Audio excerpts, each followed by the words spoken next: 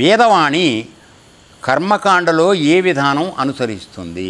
వేదవాణి కర్మకాండలో ఏ విధం అని అనుసరిస్తుంది? ఇక్కడికి వస్తున్నాడు అసలు రహస్యంలోకి. ఇప్పుడు ఇందాక నీకేం చెప్పాడు? వేదాన్ని 3 ఖండాలుగా చేశానని చెప్పాడు. ఏది?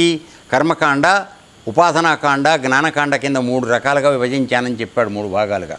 ఇప్పుడు కర్మకాండలో వేదం ఏ విధానాన్ని అవలంబిస్తుందని అడుగుతున్నాడు. అంటే మొదటి దాన్ని పట్టుకున్నాడు. ఇప్పుడు మనందరికి కావాల్సింది కర్మే కదరా. ఉపాసన చేస్తే చేస్తాం, లేకపోతే లేదు.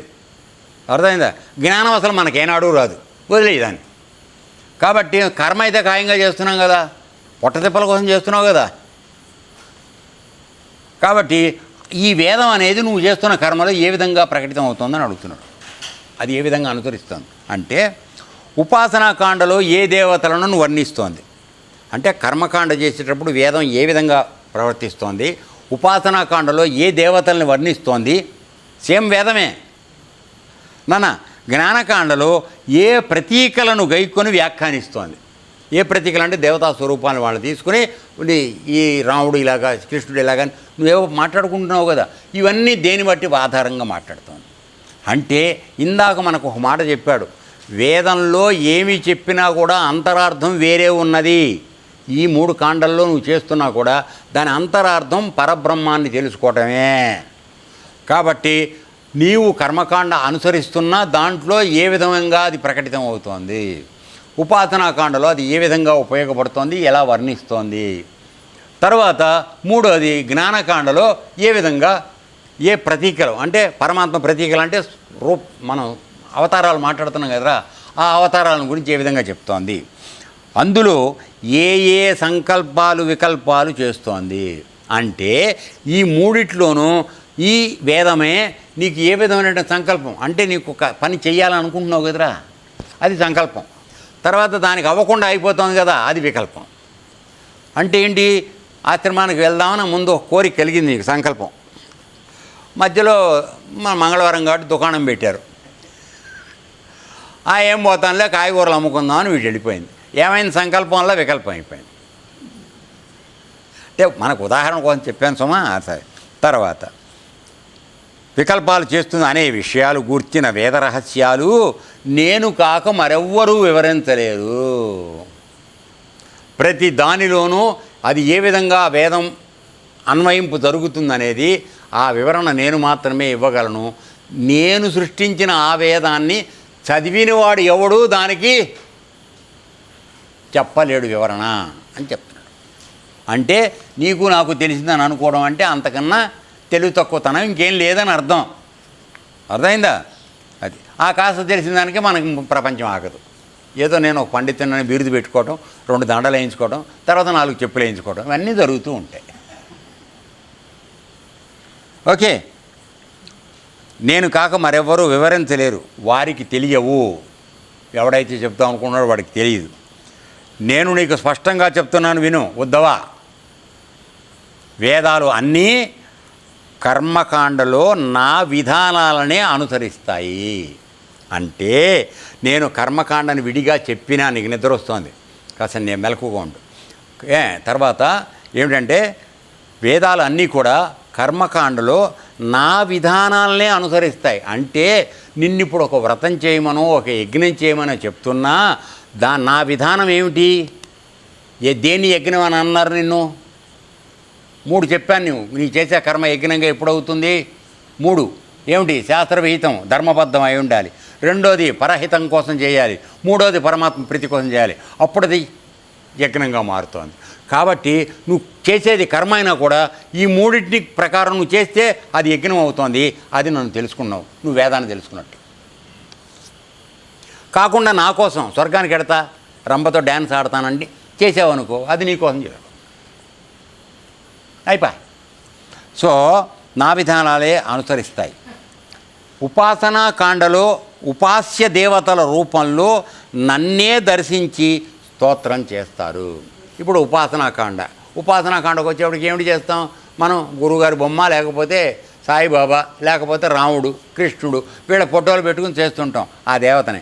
కానీ న్యాయంగా నువ్వు కొలిచేటువంటి ఆ ఉపాసన దేవత ఎవరైతే, ఉపాస్య దేవత ఎవరైతే ఉన్నారో వాడు పరమాత్మ యొక్క ప్రతినిధి కదా. మన గురుగారిని ఏమంటావు, నువ్వు నేనంటావా? అనవు కదా. పరమాత్మను తెలుసుకున్నవాడు కాబట్టి ఆయన పరమాత్మ స్వరూపం మనకి. సో ఉపాసి దేవతలు నన్నే దర్శించి స్తోత్రం చేస్తారు. వాళ్ళందరూ ఆ పరమాత్మను తెలుసుకుని స్తోత్రం చేశారు కనుక ఇవాళ గోడెక్కి కూర్చున్నాడు. అర్థమైందా? లేదా మన ఇద్దరిలాగా కిందే ఉండేవాడు. ఓకే.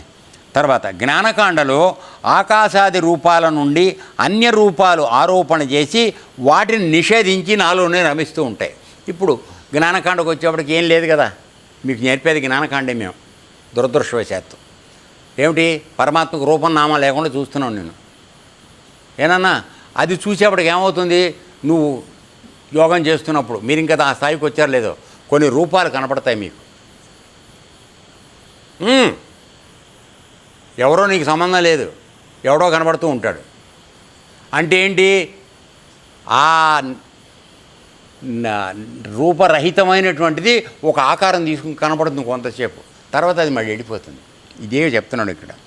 జ్ఞానకాండలో ఆకాశాది రూపాల నుండి అన్య రూపాలు ఆరోపణ చేసి, అంటే రూపం కనపడుతుంది.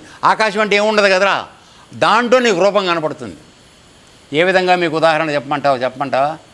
సపోజ్ నువ్వు కాసేపు నిక్కచ్చిగా మేఘాల వంక చూస్తున్నావు అనుకో, ఆ మేఘాల్లో రాక్షసుల బొమ్మలు దేవతల బొమ్మలు అన్నీ కనపడతాయి. అంటే అంత తీరుబడి మనకు లేదు, అది వేరే విషయం. ఆకాశం వంక చూసే అంత టైం ఎక్కడుంది మనకి? వంగుని చూసుకోవడమే సరిపోవట్లేదు మనకి. బయట అక్కడెక్కడ చూస్తాం? మీరు సూర్యోదయం చూడండి, సూర్యాస్తమయం చూడండి, మీకు ఎన్నో రహస్యాలు తెలుస్తాయి. సమయం లేదు మనకి, పరిగెత్తాలా. ఎరా కాసేపు చీపురిట్టా అని పరిగెత్తటం అంతే. ఎవడకొని తీరుబడి. ఓకే, నేను క్లోజ్ చేస్తున్నాను, ఉండు. అయిపోయిన తర్వాత ఆకాశాది రూపాల నుండి అన్య రూపాలు ఆరోపణ చేసి వాటిని నిషేధించి, ఇది కాదు, ఇది కనపడేది కాదు, నాలోనే రమిస్తూ ఉంటాయి అని మళ్ళీ రూపం లేని దాంట్లోకి వచ్చేస్తాం.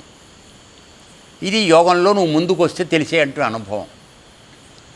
శృతి స్మృతులు నన్నే ఆశ్రయించి నాలోనే భేదాలు ఆరోపిస్తూ ఉంటాయి. శృతి స్మృతి అంటే ఏమిటి? శృతి అంటే ఏమిటి? నీకు చెప్పబడినటువంటి వేదం. నువ్వు ధ్యానావస్థలో ఉన్నప్పుడు కొన్ని రహస్యాలు నీకు చెవిలో చెప్పబడినాయి, అది శృతి. విన్నావు నువ్వు దాన్ని. తర్వాత నీ శిష్యుడు ఎవడో నమ్మకంగా, ఇప్పుడున్న శిష్యుడు లాంటి వాడు కాసుమా, బాగా నమ్మకమైన శిష్యుడికి ఈ రహస్యాన్ని చెప్పి వాడికి స్మృతిలోకి, అంటే వాడికి జ్ఞప్తి ఉండేటట్టుగా, పుస్తకాల మీద రాయడం కాదు, నోటితో చెప్పి వాడి చేత అనిపించి వాడి స్మృతిలో ఉండేట్టు చేస్తే శృతి స్మృతి. ఓకే, ఇది చేసిన తర్వాత ఇవన్నీ కూడా భిన్నంగానే కనబడుతూ ఉంటాయి, కానీ చివరికి ఇవన్నీ ఎక్కడికి వెళ్ళిపోతాయి? మళ్ళీ ఆయనలోకి వెళ్ళిపోతాయి. శృతిస్మరణ నన్నే ఆశ్రయించి నాలోనే భేదాలు ఆరోపిస్తూ ఉంటాయి, ఇది మాయ అని అనువదిస్తూ ఉంటాయి. అరే ఇది మాయరా కనపడింది అని మళ్ళీ అవి చెప్తూ ఉంటాయి. చివరకు అన్నీ కాదని నాలోనే శాంతిని పొందుతాయి. సో ఇప్పుడు నువ్వు చూస్తున్న ఇవన్నీ కూడా ఏవీ నిజం కాదు, కాబట్టి నేనే నిజం, నన్ను తెలుసుకో. తర్వాత అంతంలో అధిష్టాన రూపంలో నేనే శేషిస్తాను, అంటే మిగిలిపోయేది నేను మాత్రమే. నేనే అధిష్టానాన్ని, ఇంకెవరూ లేరు అనే విషయాన్ని ఇక్కడ సిద్ధాంతీకరించి మనకి నిరూపణ చేసి చెప్తున్నాడు.